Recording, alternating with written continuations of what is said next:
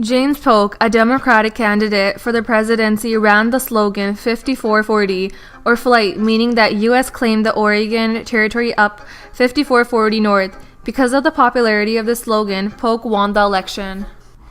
Polk had no desire to wage war. He was only trying to negotiate with the British government for the Oregon Territory. The British government, however, didn't budge, therefore the old boundary was extended along the 49th parallel to the Pacific Ocean. Vancouver Island would remain in British hands and all territory south of the 49th parallel became U.S. territory. Native tribes were not consulted as the 49th parallel became the boundary.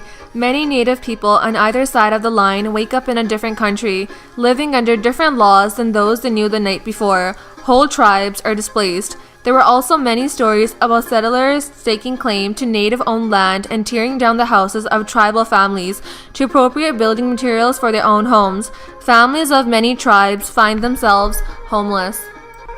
The Crown Colony of Vancouver Island was created after the British government decided to replace HBC with a more efficient presence.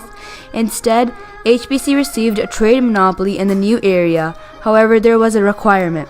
HBC had to sell land to the British settlers who came to live there.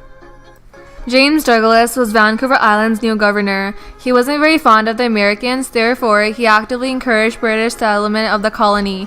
He had been a fur trader and was married to Amelia Douglas, a Métis.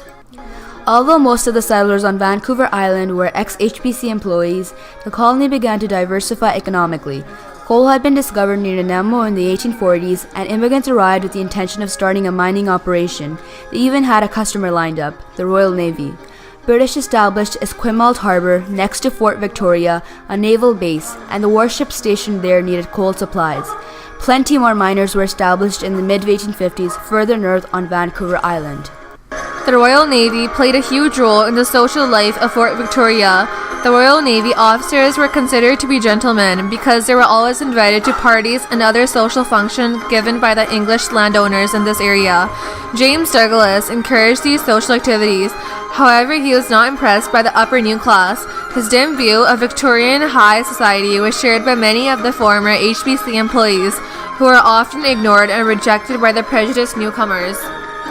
In response to the complaints from ex-HBC employees about Vancouver turning into a private club because of the prejudiced British upper class, Governor Douglas created a legislative assembly in the colony in the year 1856.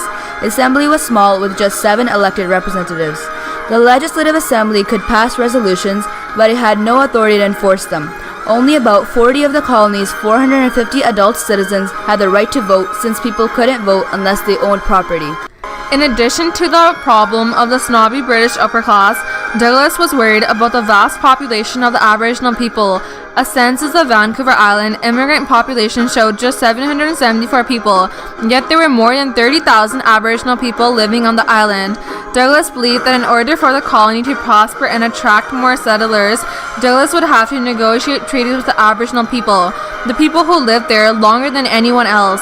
The Aboriginal people would surrender their land to the Europeans, but would retain hunting and fishing rights. Vancouver Island officially became a prosperous colony under British North America in 1849 due to these series of events.